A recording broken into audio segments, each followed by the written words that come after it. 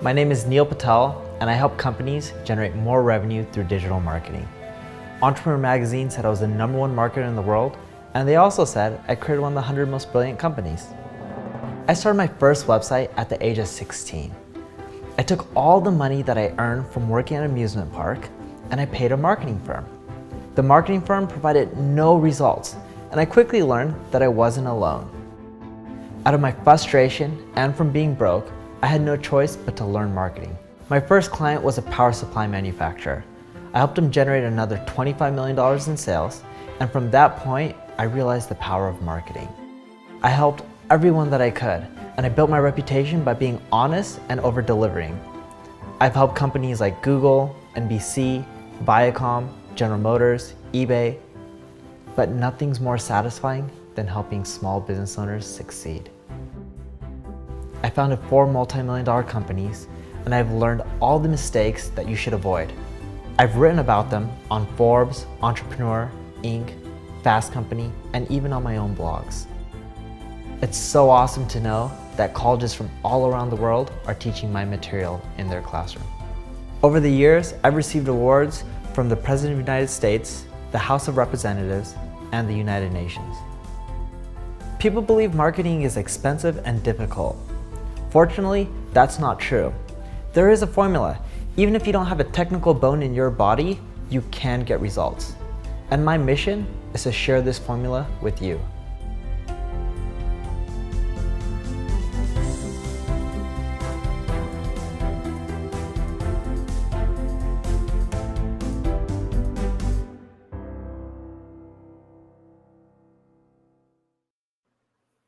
Hello, everyone, and thank you for taking the time to attend today's webinar. My name is Neil Patel, and let me share my screen really quickly. I'm assuming you guys can see my screen. You guys see the deck? I'll take that as a yes. If not, someone from my team just come on camera and you can just tell me. So let's talk today about the future ready CMO. When it comes to especially doing things like leveraging AI for more growth. And when I say leveraging AI for more growth, I'm not just talking about, hey, let's use ChatGPT to help you create content. That's fine and all, or Midjourney to help you with images. But there's more to AI than just that. So let's dive right in. I co-founded a company called NP Digital. We're in 16 plus countries. We're over 750 plus employees. We've won a lot of awards. Our clients are leveraging AI. And the reason I bring this out, especially all the awards and things like that, today when I break down strategies and tactics to implement, keep in mind, we're already testing these strategies and tactics. We're also testing the methodologies and making sure it's working. So we're bringing stuff to you that we know already works. So when you think about the future ready CMO, it really impacts brand management, right? Like when you look at marketing, a lot of it is brand oriented. And if you look at some of the most popular search queries, there are terms like Gmail, Facebook, YouTube, Instagram, Amazon. If you notice a trend there, they're actually brands. When you look for a credit card to get, you think about Visa, MasterCard, American Express. When you think about cars that are electric, maybe it's Porsche or Tesla or Ford or Mercedes, right? Yes, you could also use Google, you could use ads, you could use SEO, and these marketing channels are still viable, but a lot of marketing has to do with branding. If you think about Nike and Adidas, the big difference between them isn't the quality of the shoe, it's actually the brand. And when you look at AI, most people think about AI as, all right, we can end up using it to help create content, but there's much more to AI and the real benefits for a business than just content creation, such as it can help you with predictions related to your customers, what they're getting stuck on in your user flows or the website, and what features you may need to add, or the automation of manual repetitive tasks so your employees and your team members can focus on the stuff that really matters, like strategy and other things that are harder for the AI to do. It can also help with increasing the quality of communication with customers. And I'll share a little about this later on, but when you look at communications for customers with companies, They prefer communicating with humans. If AI can understand emotions and how humans communicate with customers, even if it's digital, AI can help start the conversations at least, and maybe a human can take it over later on, or eventually the AI can potentially do a full-blown conversation. But even with AI, there's a need for authenticity. And that's what causes consumers and people to really love and trust a brand. You look at Geico and those TV commercials in the United States, they got the little funny gecko who's always waving his hand, or in that little tiny toy car, and he's entertaining. People love him. Or if you look at Nike, they really push you to be better. They want you to just keep persevering and pushing forward. And people love Nike and they feel really loyal to that brand. Funny story, my nephew for Christmas, not this year, when he was much younger, when he was around 5, he's 13 to give you an idea. So this is quite a bit of years ago. He said, Mom, I want Nike shoes. And his mom's like, why do you want Nike shoes? You got these Skechers shoes, they work fine. Oh, I need the Nike shoes. It'll help me run faster. And my sister, his mom, eventually bought him Nike shoes. And she told him, they won't necessarily help you run faster, but I'll get you the Nike shoes because you want them. But I just want you to keep in mind, one shoe versus another won't necessarily make you that much faster, if faster at all. But it just shows you the power of the brand and even what young people think of Nike and how good of a job they've done branding themselves with all age groups. The one key thing I want to highlight before we really dive into this presentation, I talked a little bit about this when I talked about, authenticity. You really have to foster trust, especially in the AI era. And the reason being is it's kind of scary on how good AI is getting. And I don't mean scary in a way where it's going to take over the world like, Terminator style, but more so it's kind of scary in the fact that AI is replicating a lot of stuff that humans do, and it's creating very similar output that a human may. So having more transparency and letting people know this is AI created, or this chatbot is an AI responding to you, it'll actually help build your brand and it'll actually help you grow more in the long run. So if you want to be the future ready CMO, there's a few concepts that you have to really harness. And when I look at it, there's 8 main concepts as a CMO or as a marketer that you really need to understand, take by the horns and just embrace and make sure that you're doing it really, really well. So let's dive into each of these 8 categories. So how to leverage AI for strategic brand management? Well, it first starts with AI technology.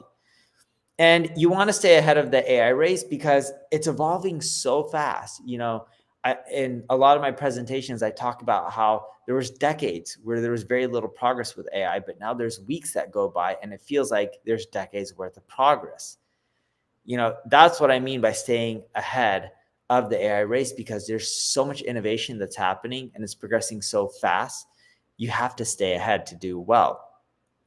And how can you, as a marketer, really differentiate from the transformative technologies that are going to be really useful and help you grow faster versus the ones that are just fads and are really cool, but they don't really have an impact on your marketing? And that's really important to differentiate, because there's a lot of AI tools, but how many of them are actually saving you time, creating a better experience for the customer, making your marketing better, versus just some cool feature with some bells and whistles, right? You really want the tools and the technologies that are going to help transform your marketing and are going to make your team members more efficient, produce a better ROI, things that are going to create a better customer experience. Those are the ones you want to focus on.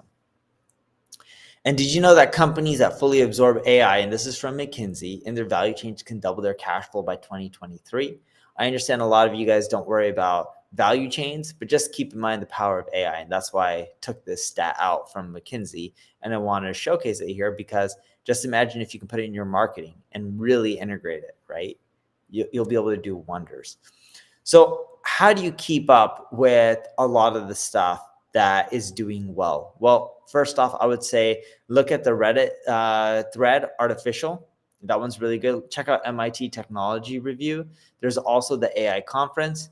And for some tools that aren't going to go away, ChatGPT, but also Bard. Bard is more up to date. ChatGPT's index is from September 2021.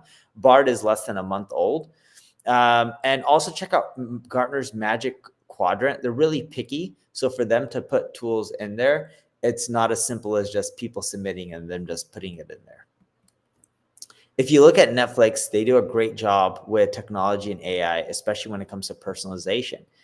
They not only know what shows or movies that you're likely to want to watch and see, but they also can start using this data, which they do, to figure out what type of content should they buy from people who are producing TV shows and movies.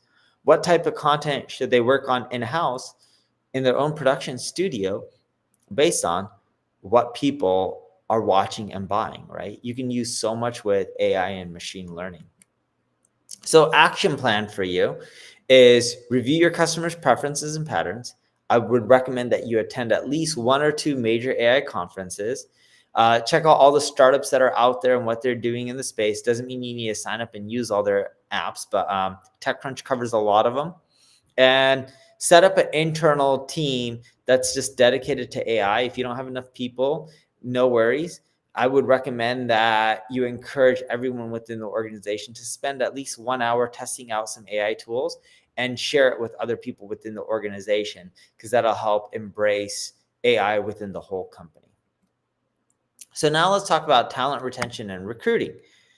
Talent is super important. And I know what a lot of people are thinking. Well, with AI, it's going to end up replacing a lot of people, but it'll also create jobs as well. And I'll cover that stat in a bit.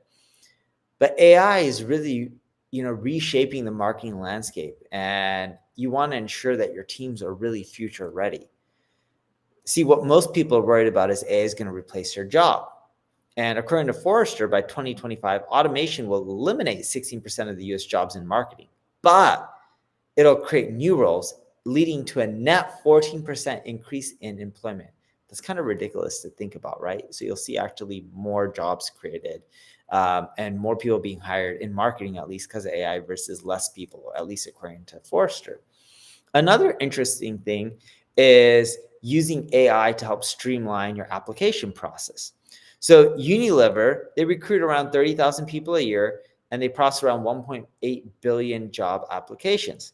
That's a lot. So they started using AI and machine learning to help them weed out good candidates versus bad candidates. And they were able to cut around 70,000 people hours of interviewing and assessing candidates. The one caveat that I'll give you here, if you start using AI to really help with recruiting, make sure there's not a ton of biasness. You want to try to eliminate it as much as possible. And a great example of this is Amazon, from an article I read, was using AI for helping them screen job candidates for engineering roles. And when they started looking at their past history, a lot of the candidates were male. So they started weeding out a lot of females.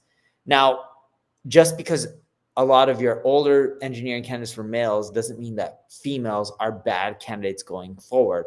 It could just be that back then there may have not been as many females who were interested in that category. But I know a ton of amazing female developers, and one of the best developers I know is actually a female.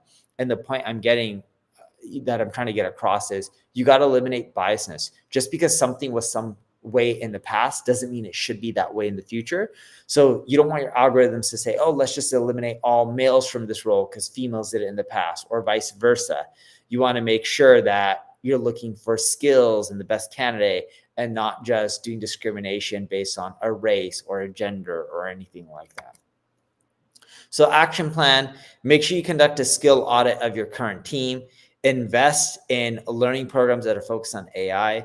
There's a lot of courses like on the lynda.coms, the Udemy's, etc., that break down AI and marketing that you guys can check out. And you can also look at a lot of the blogs, university material that's being put out there, or stuff that maybe Harvard Business Review or MIT pushes out, and that could end up giving you a new, fresh perspective on AI as well.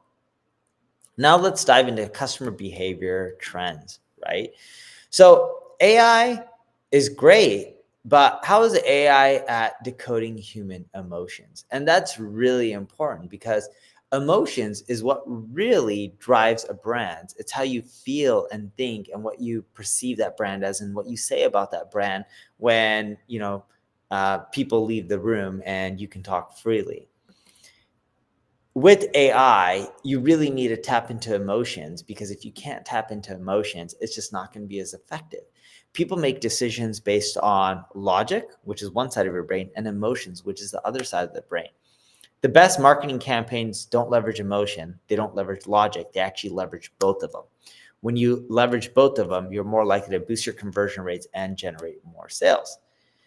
83% of consumers prefer dealing with human beings over digital channels to solve customer service issues, highlighting the need if we can get AI to understand emotions and replicate humans, we're going to be much better off because then you can scale it much better. And then, of course, you can have a human take over, or you can continue with the AI and the AI may be able to solve all the problems, but do it in a compassionate way.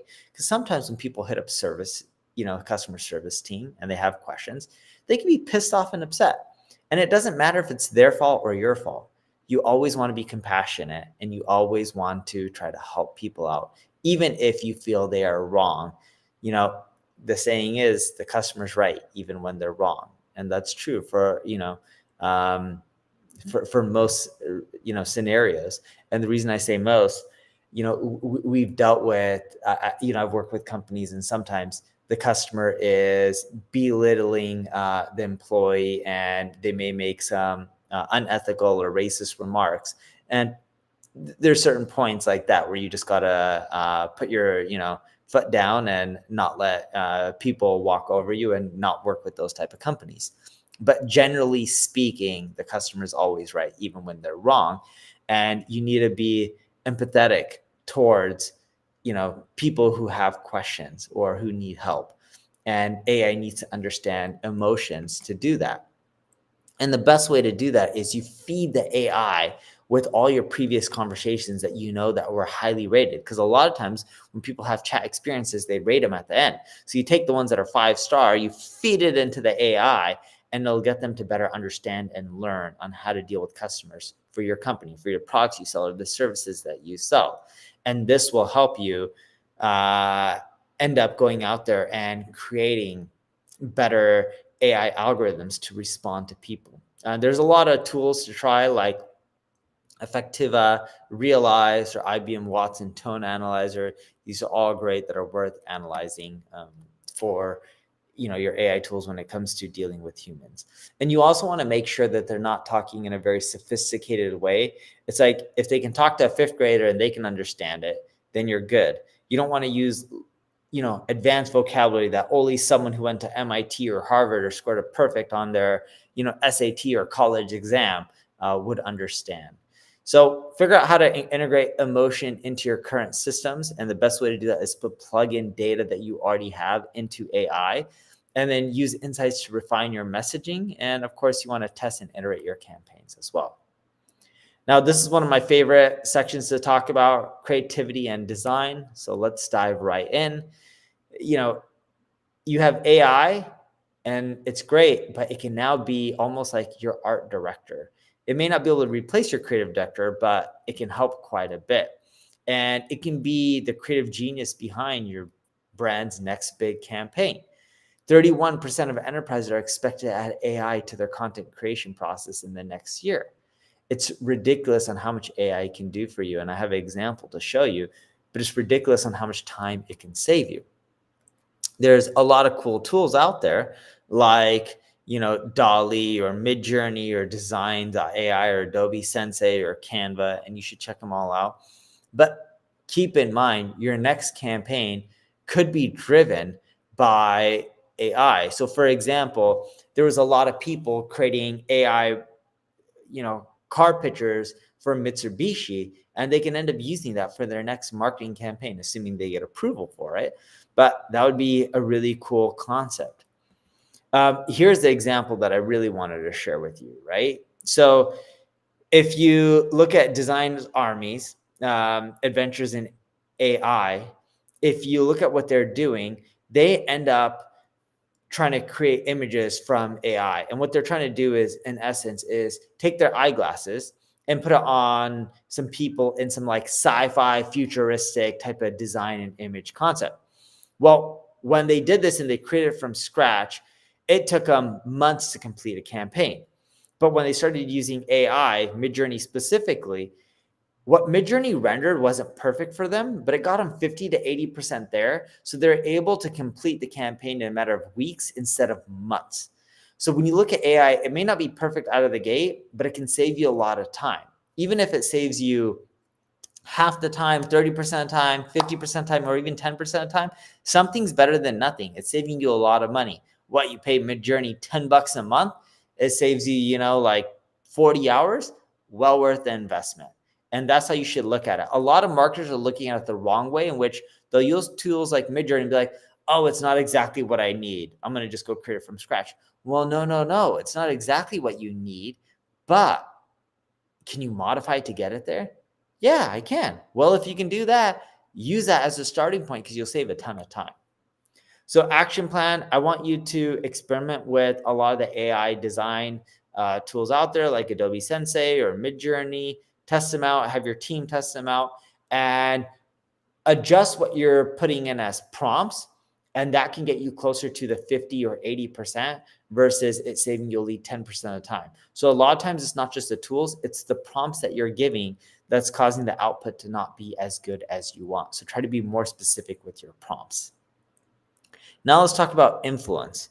What about AI brand ambassadors? This is a big upcoming trend. And we're seeing it connect with humans, working well, and we're actually seeing higher engagement and loyalty than people who aren't using AI influencers. And the main reason being, virtual influencers have almost 3 times more engagement than real influencers, with the average rate of 8.7 compared to 2.9. It's kind of ridiculous on how it's worked. If you look here, there's an influencer called Lil Miquela, and she has roughly 2.7, don't quote me on the number, maybe 2.6, 2.7, 2.8. I'm pretty sure it was 2.7 million Instagram followers the last time I checked.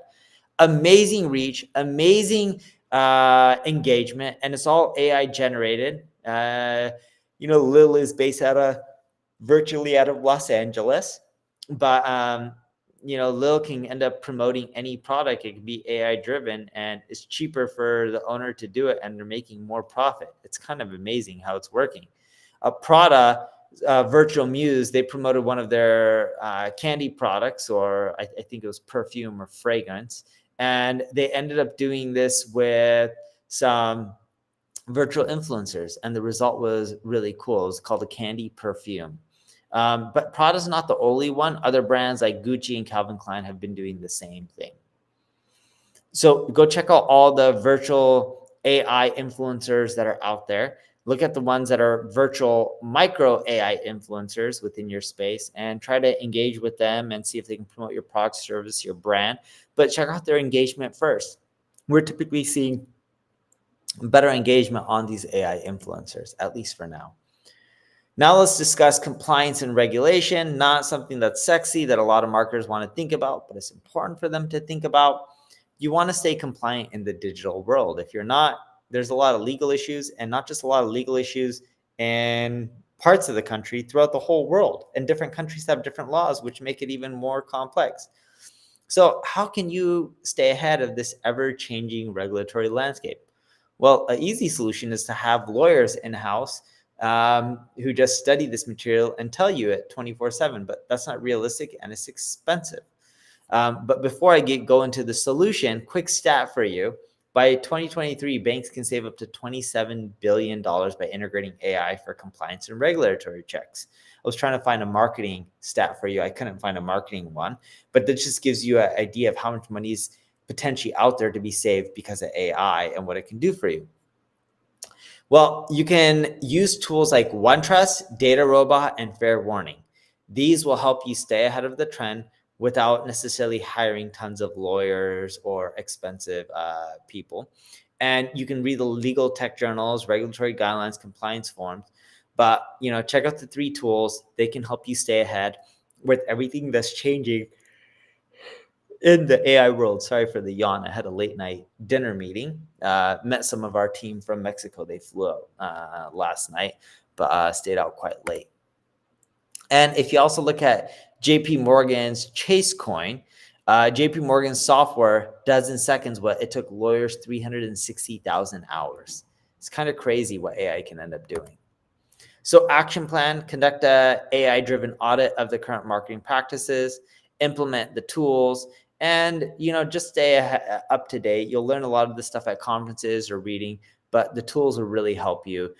For this category, I would say the tools are really important because most people, from what we're seeing in the marketing landscape, aren't going to read the legal journals, but the tools can really help you guys out. Now let's talk about analysis and decision making.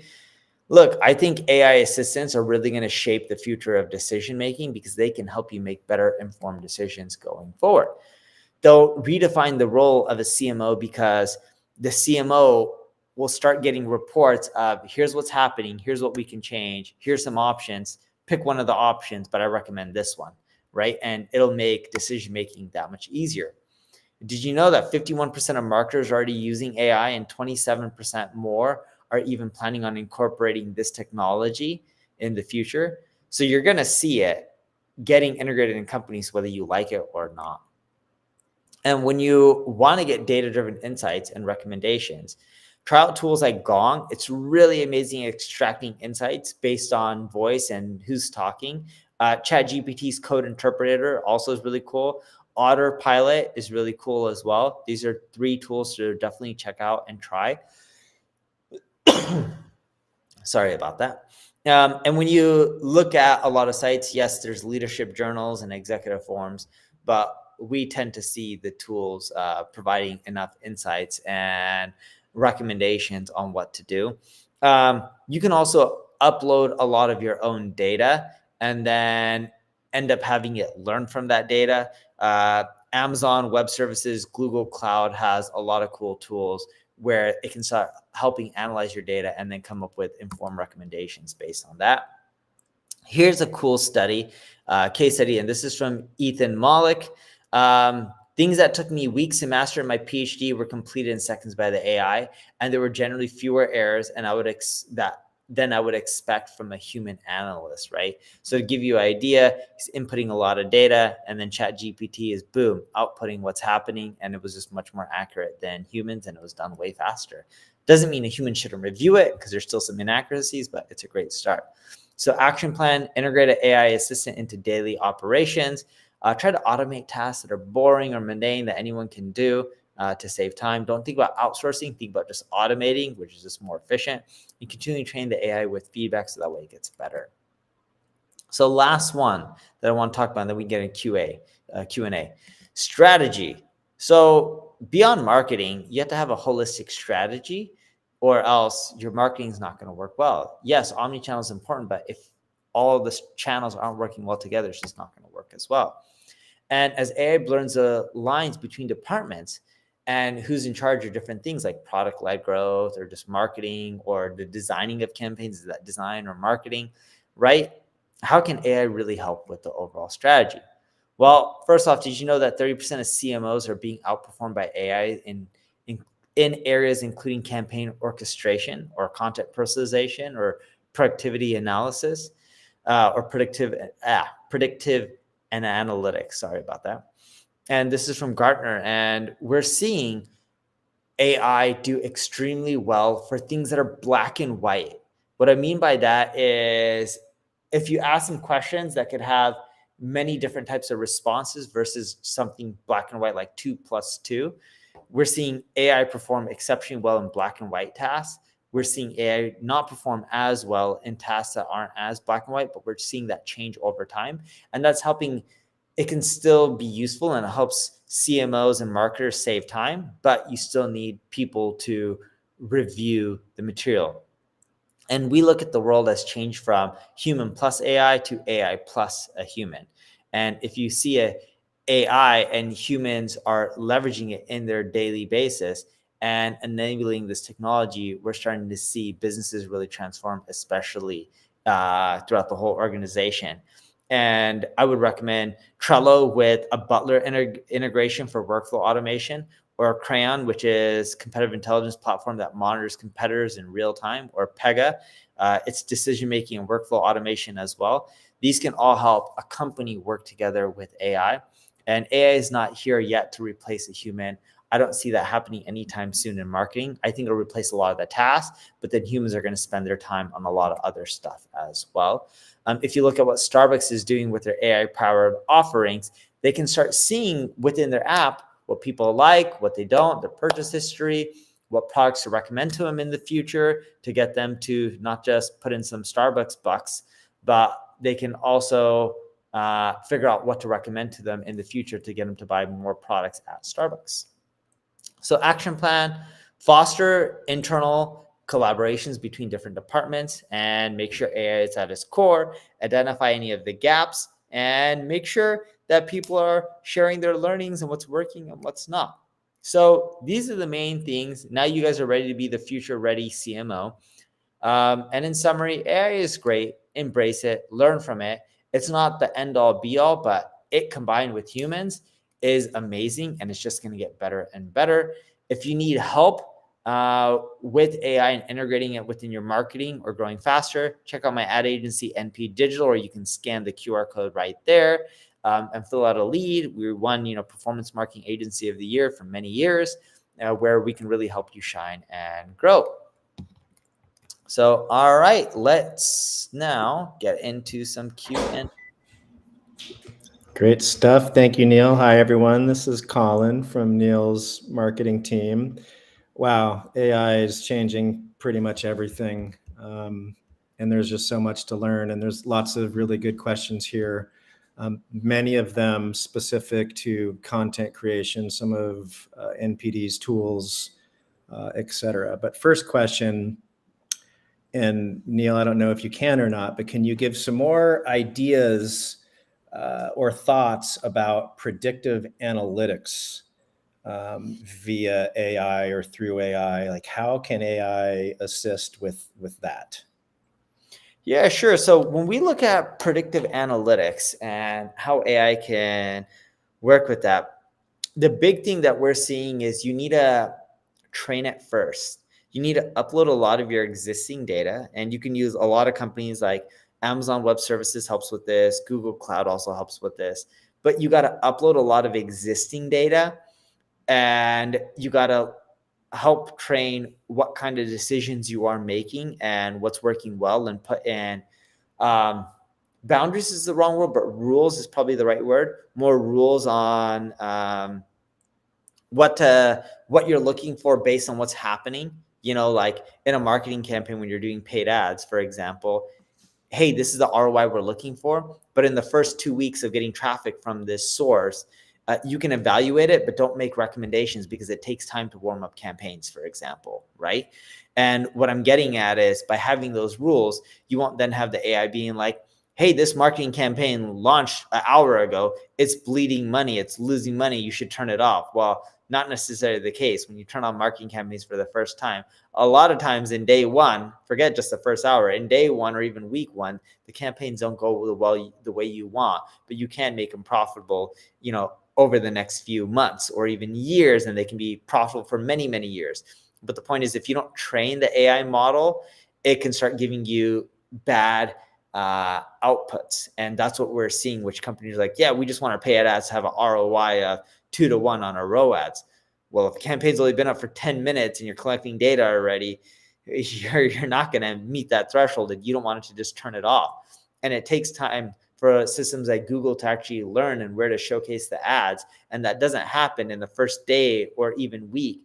These models really fine tune over time.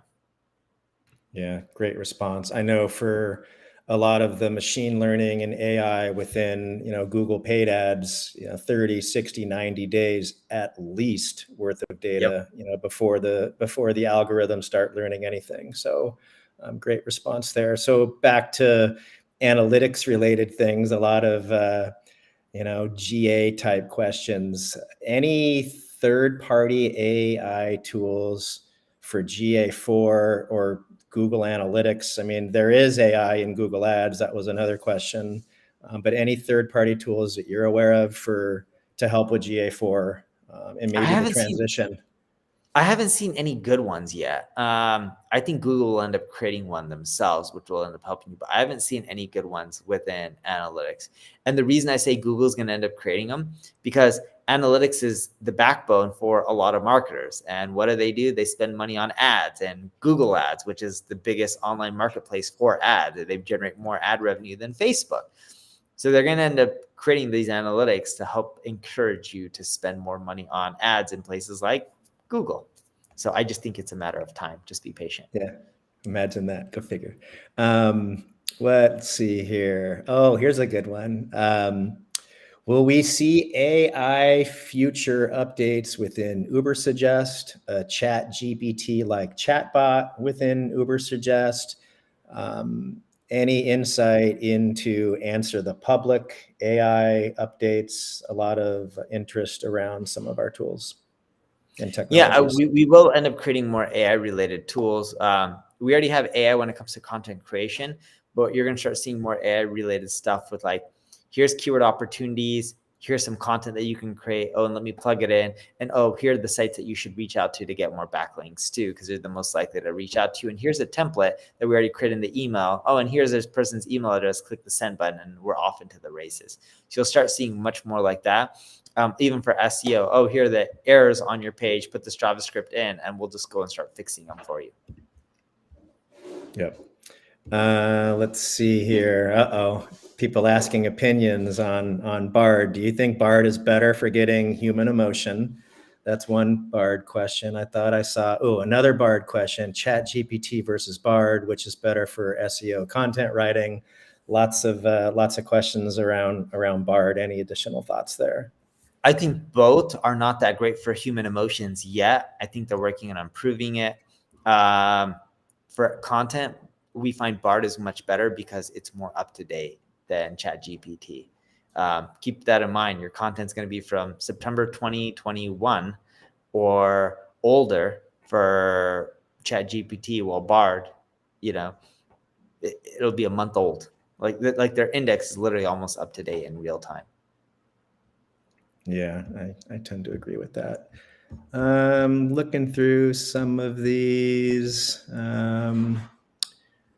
Here's an interesting one and maybe hard to answer. Glad to see you speak and glad to see that you're answering questions, basically. You talk about AI to create virtual influencers, but how exactly is that done? So any additional detail into some of that? That was actually interesting for myself as well. So I'd love to hear your thoughts on that too. Yeah, so there's a lot of tools out there, right? Whether it's Midjourney or Dolly or Adobe Sensei. Think about once you have your character and your influencer, what you're doing is you're just creating content around them and uploading it to Instagram or TikTok like you would do as just if a human created the content. There's not really much of a difference. Promoting that AI influencer is the tricky part. You got to do collaborations with other people and, maybe spend a little bit of ad money to boost your profile and get more followers. But where we're seeing the real leverage is not going and creating tons of AI virtual influencers. There's already a lot out there, leveraging the ones that are out there and doing promotions with them. And the reason I say leverage the ones out there, it's hard for someone listening on this webinar to go and create an AI influencer on social media and be like, cool, I'm an AI influencer and I have a ton of followers. If you're in a new category, sure, potentially, but the issue that you're facing is it's already been done a lot. There's already AI influencers with millions of followers. So going and replicating what they're doing and not having anything unique or new to add makes it hard to get a ton of followers. Yeah, for sure. So last one I think that we have time for. Where did it go here?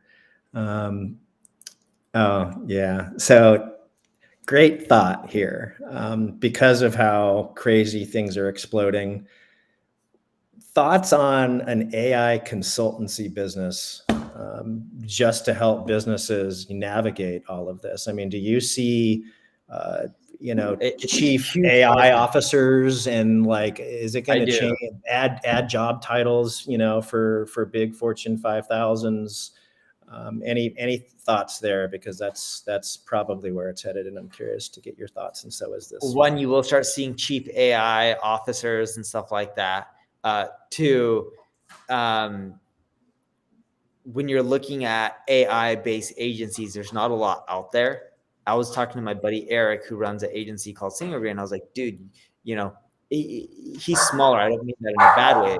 Because he has less people, it's more nimble. I'm like, if you just focus on AI, you'll be able to gobble up a lot of business. And we see a lot of demand for companies, at least even in marketing or in development or design. They're looking for companies that understand AI and can help them internally. It's a big, massive market. I think it's a huge money-making market, right? Someone should just focus on that. Oh, for sure. Well, that's it. I think I got most of them in here. There was lots of overlap. So thank you very much, Neil, for the insights. Sounds good. Thanks, everyone. Thank you for taking the time to attend. My name is Neil Patel, and I help companies generate more revenue through digital marketing. Entrepreneur Magazine said I was the #1 marketer in the world, and they also said I created one of the 100 most brilliant companies. I started my first website at the age of 16. I took all the money that I earned from working at an amusement park, and I paid a marketing firm. The marketing firm provided no results, and I quickly learned that I wasn't alone. Out of my frustration and from being broke, I had no choice but to learn marketing. My first client was a power supply manufacturer. I helped them generate another $25 million in sales, and from that point, I realized the power of marketing. I helped everyone that I could, and I built my reputation by being honest and over-delivering. I've helped companies like Google, NBC, Viacom, General Motors, eBay, but nothing's more satisfying than helping small business owners succeed. I founded 4 multi-million-dollar companies, and I've learned all the mistakes that you should avoid. I've written about them on Forbes, Entrepreneur, Inc., Fast Company, and even on my own blogs. It's so awesome to know that colleges from all around the world are teaching my material in their classroom. Over the years, I've received awards from the President of the United States, the House of Representatives, and the United Nations. People believe marketing is expensive and difficult. Fortunately, that's not true. There is a formula. Even if you don't have a technical bone in your body, you can get results.